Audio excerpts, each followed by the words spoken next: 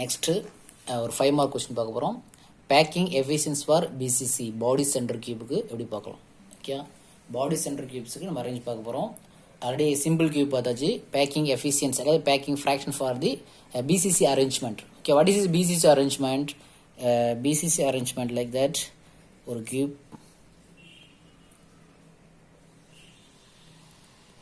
So cube corner 8 கார்னரில் place ஆகிருக்கும்.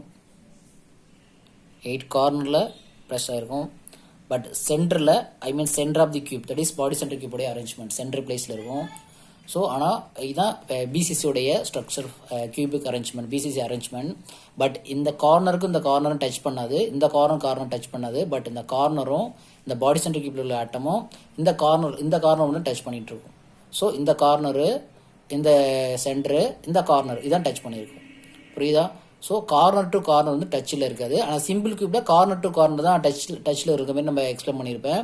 So packing efficiency for பார்க்க போகிறோம். பிசிசி அப்படிங்கிறது இந்த அரேஞ்ச்மெண்ட்டே பார்த்தீங்கன்னா இந்த கார்னர் ஆட்டமும் இந்த சென்டரில் ஆட்டமும் இந்த கார்னர் ஆட்டம் தான் டச் பண்ணியிருக்கோம், டயகோனலாக டச் பண்ணியிருக்கோம். ஆனால் சிம்பிள் கியூப்பில் இவங்க 2 பேரும் டச் பண்ணியிருப்பாங்க. ஆனால் இந்த கியூப்பில் வந்து இவங்க 2 பேரும் டச் இருக்காது. ஸோ அப்போ packing efficiency we know that sphere எவ்வளோ ஆக்குபை பண்ணியிருக்குது அதுதான் பர்சன்டேஜில் கால்குலேட் பண்ண போகிறோம். How to draw the BCC arrangement? பாருங்க,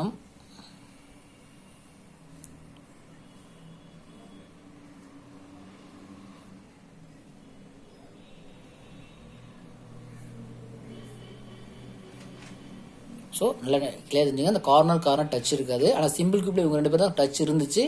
ஆனால் இங்கே யார் டச் பண்ண போகிறாங்கன்னா அந்த கார்னரில் உள்ள மட்டும் தான் டச். இந்த கார்னர் இருக்கும், இங்கே சென்டரில் இருக்க பாருங்க, இந்த சென்டரில் இருக்கக்கூடிய அதுதான் ஒரு ட்ராப். இந்த கார்னர் ட்ரா பண்ணுறேன். ஃபுல்லாக கரெக்டாக சர்க்கிள் வரணும் பார்த்துங்க. கரெக்டாக ஒரே ரவுண்டு மாரி இருக்கணும். ஸோ இல்லை ஒரே சேம் சர்க்கிள் வரமே பார்த்துக்குங்க. இது இந்த கார்னரில் இந்த கார்னர் ஸ்பியரில் இந்த ஸ்பியரு, இந்த ஸ்பெண்டரில் இருக்குல்ல இந்த ஸ்பியர், இது 3 எடுத்திருக்கேன். இல்லை இது எடுத்துக்கலாம், நோ ப்ராப்ளம். ஏன்னா இவங்க 2 பேரும் டச் பண்ண மாட்டாங்க, நல்லா தெரிஞ்சுங்க. இவங்க 2 பேரும் டச்சில் இருக்கக்கூடாது. கார்னர் டு கார்னர் டச்சில் இருக்காது. கார்னரு சென்டரு கார்னர் தான் இப்படி டச் ஆகிருக்கும். கார்னர் கடையில் டச்சிங் இருக்கக்கூடாது. ஓகே, ஸோ அப்போ இதுதான் இந்த 3 பேர் தான் டச்சில் இருக்காங்க. ஓகே, இவங்ககிட்ட தான் 3 பேர் தான் டச் இருக்கும். இந்த 1 2 3 3 பேர். ஸோ இந்த இதில் 3 பேர் டச்சில் இருப்பாங்க. ஸோ இதுதான் பாடி சென்டர் கியூபுடைய அரேஞ்ச்மெண்ட். அந்த டயக்ராம் கரெக்டாக ட்ரா பண்ணுங்கள், பென்சிலை ட்ரா பண்ணுங்கள், கரெக்டாக சர்க்கிள் பண்ணுங்கள், காயின் வச்சு சர்க்கிள் பண்ணுங்கள். 3 ஒரே சேம் சர்க்கிளில் வரணும்.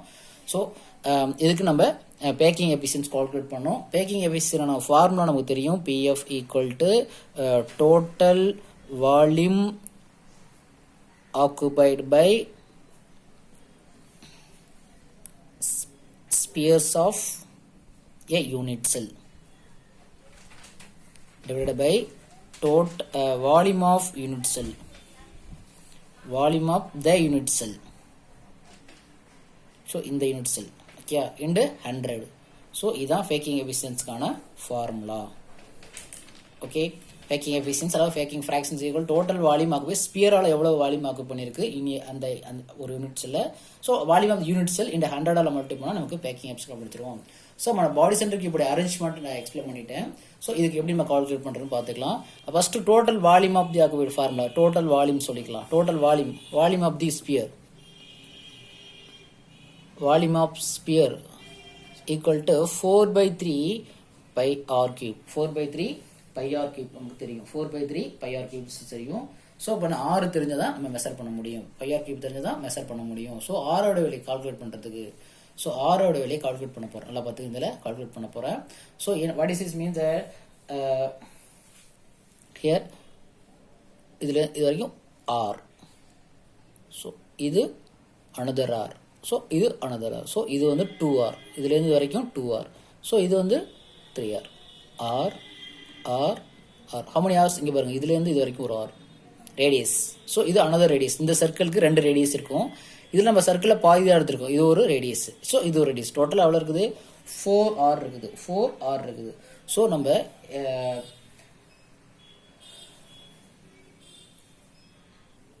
லிசன்ஸ் இப்போ ஆர் மெஷர் பண்ணுறதுக்கு நம்ம எட்ஜ் லென்த் தெரிஞ்சால் நம்ம ஆர் மெஷர் பண்ண முடியும்.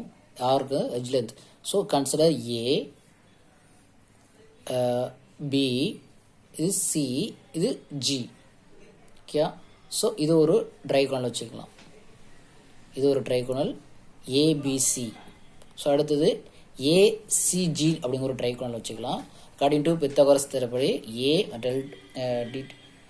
ABC triangle ABCs. சில ஆங்கிள் வந்து டீட்டா போட்டு ஃபார்முலா என்னது? I know that mathematics formula AC squared equal to AB squared plus BC squared. Okay, ஏசிங்க நம்ம ஏசியை மெஷர் பண்ண போகிறேன். ஏசி ஸ்கொயர்டு இருந்தால் இந்த ட்ரையாங்கிள் எடுத்திருக்கேன். இந்த ட்ரையாங்கிளில் பித்தாகோரஸ் தேற்றப்படி AC squared equal to AB squared plus BC squared. Okay, AC equal to root of AB squared plus BC squared, root of BC squared. We know that.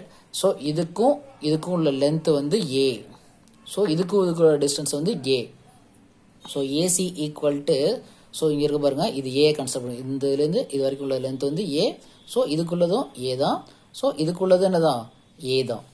So இது A squared plus A squared root of, அதாவது AB அப்படிங்கிறது A தான், edge length, இந்த ரெண்டு ரேடியஸ்க்குள்ள length வந்து ஏ.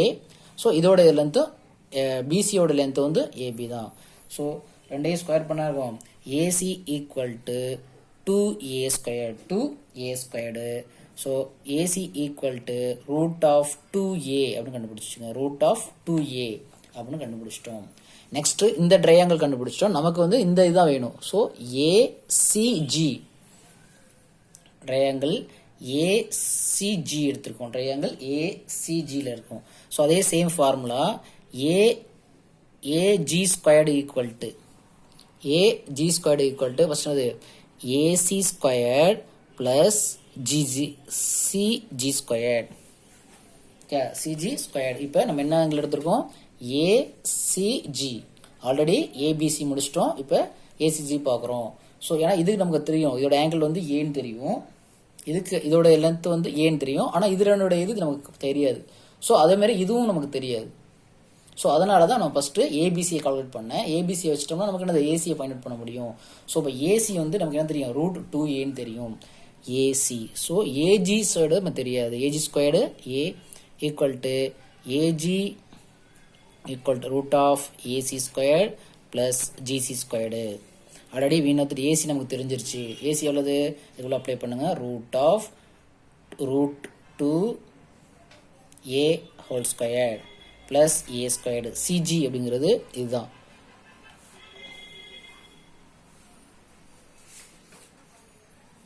ரெண்டு measure பண்ணாயிரும். Route cancel ஆயிரும். ஏ ஸ்கொயர்டாக மாறிடும். Root of 2a squared plus A squared equal to root of 3a squared இருக்கும். ஸோ இப்போ AG equal to root of 3a. AG equal to 3a square ரூட்டுக்கு வெளியே எடுத்தோம்னா ஏ மாறிடும்.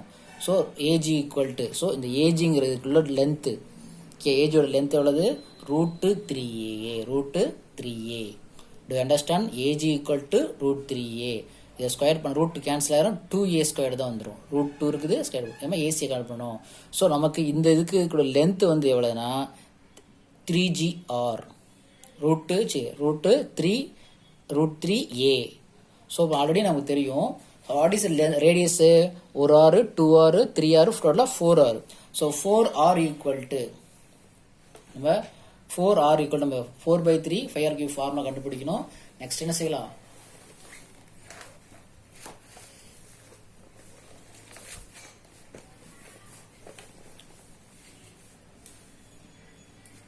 look at this. So listen பண்ணுங்க. So 4r equal to root ag வந்து 4r தெரியும். So 4r equal to agக்கு பதிலா என்ன போட்டுக்கலாம்? நம்ம கண்டுபிடிச்சோம் இல்லையா, root 3a தெரியும். So r equal to root 3 divided by 4a. So இப்போ ஆர் எடுத்து சப்ஸ்டிட் பண்ணலாம். To understand? இப்போ இப்போ வால்யூம் ஆஃப் ஸ்பியர் தான் 4/3 பைஆர் கியூப் தெரியும். ஆரை மெஷர் பண்ணுறது அவ்வளோ தூரம் நம்ம எஜ்ஜிலேருந்து நமக்கு தெரியாது. ஸோ இதுக்கு ரெண்டுக்கும் எஜ்ஜிலேருந்து தெரியும், இதோட எஜ்ஜிலேருந்து தெரியும், இதோட எஜ்ஜிலேருந்து தெரியும். ஸோ இது தெரியாது, இது தெரிஞ்சால் தான் நம்ம என்ன செய்ய முடியும், இதோட எஜ்ஜிலேருந்து மெஷர் பண்ண முடியும். ஸோ அதனால் 2 ட்ரையாங்கிள் யூஸ் பண்ண ஏபிசி அண்டு ஏசிசி யூஸ் பண்ணி ஏஜியை கண்டுபிடிச்சிருக்கேன். ஏஜி அப்படிங்கிறது ஏஜி கண்டுபிடிச்சிட்டேன். AG equal to 4R. We know that AG equal to 4R. So 4R equal to √3 and A. அப்போ ஆர் ஈக்குவல் டு √3/4. ஸோ இதை 1 மார்க் கொஸ்டினில் கேட்கலாம். ரேடியஸ் ஃபார் தி சிம்பிள் கியூப்ல பாடி சென்டர் கியூப். சிம்பிள் கியூப்ல a/2 நார்மலாக முடிச்சிருப்போம். ஏன்னா இந்த ரெண்டையும் 2 டிவைட் பண்ணால் நமக்கு 6 தெரிஞ்சு போயிடும். 6 சிம்பிள் கியூப்ல முடிச்சிருப்போம். ஆனால் பாடி சென்டர் கியூப்லோட ரேடியஸ் பார்த்தீங்கன்னா √3/4 இன்டு ஏ. ஸோ இதில் போய் சப்ஸ்டிட் பண்ணுங்க. ஸோ 4/3 பை ஆரோட வேல்யூ என்னது, √3/4 இன்ட்டு ஏ கியூப் போடுங்க. ஏ கியூப் போட்டிங்கன்னா what is his formula? Listen பண்ணுங்க. ஸோ இந்த கியூப் இருக்கு இல்லையா, what is his by √3 into √3 into √3 divide by √4 into normal 4 into 4.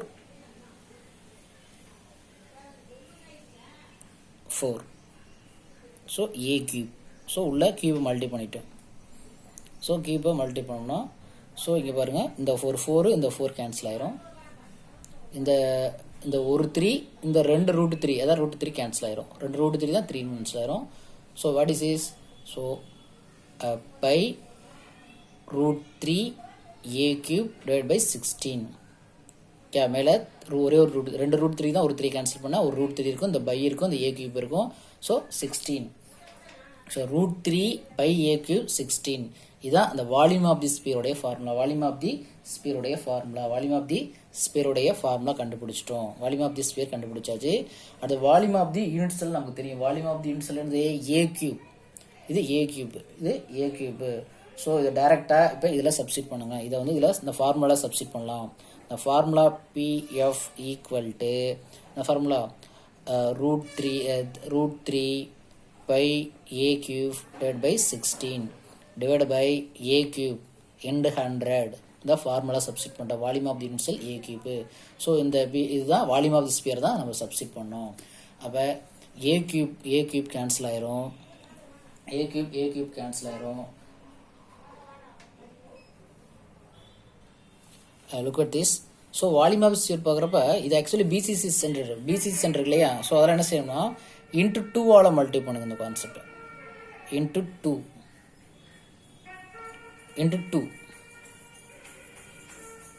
Okay, into 2 போட்டுங்க. வால்யூம் ஆஃப் ஸ்பியரில் இன்ட்டு 2. ஏன்னா சிம்பிள் கியூப்ல 1 தான் இருந்தது. பாடி சென்டர் கியூப்ல டோட்டல் நம்பர் ஆஃப் ஆட்டம் வந்து 2 இருக்கும். ஸோ அதில் இன்ட்டு 2 போட்டிருக்கோம். இந்த 8 கேன்சல் ஆயிரும். ரிமைனிங் மட்டும் தான் இருக்கும், 8 மட்டும் தான் இருக்கும். ஓகே, 2 அப்படிங்கிற number of atoms per unit cell பிசிசியில் 2 ஆட்டம்ஸ் இருக்கும். அதில் 2ஆல் மல்டி பண்ணிக்கிங்க. ஸோ 2ஆல் மல்டி பண்ணிட்டு வாங்க. 2 ஸோ 2 கேன்சல் ஆகும், 8 ஆயிடுது. ஸோ இப்போ என்ன வரும், PF equal to √3 pi divide by 8 into 100. 8 into 100. 8ஐயும் 100ஐயும் கேன்சல் பண்ணிங்கன்னா 8ஐயும் 100ஐயும் கேன்சல் பண்ணோம்னா 12.5 வரும். 12.5 ஆன்சர் வரும். இப்போ 12.5 இன்ட்டு இதையும் மல்டி பண்ணிங்கன்னா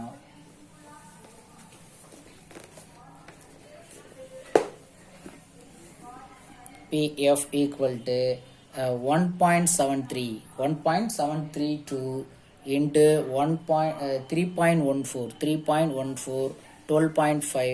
ஸோ மல்டி பண்ணால் 68% வரும். 1.32 √3 வேல்யூ.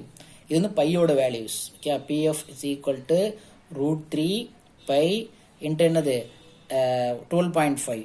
ஸோ √3 வேல்யூ வந்து 1.732. 8 கேன்சல் பண்ணது பையோட வேல்யூ 3.14. 2 மல்டி பண்ணால் பேக்கிங் எஃபிஷியன்ஸோட வேல்யூ தானது 68% இருக்கும். 68% வந்து வால்யூம் ஸ்பியர் ஆக்குபை பண்ணியிருக்கும். ஸோ வைடோட பர்சன்டேஜ் ரிமைனிங் வைட்ஸ் எவ்வளோ இருக்குன்னா 32%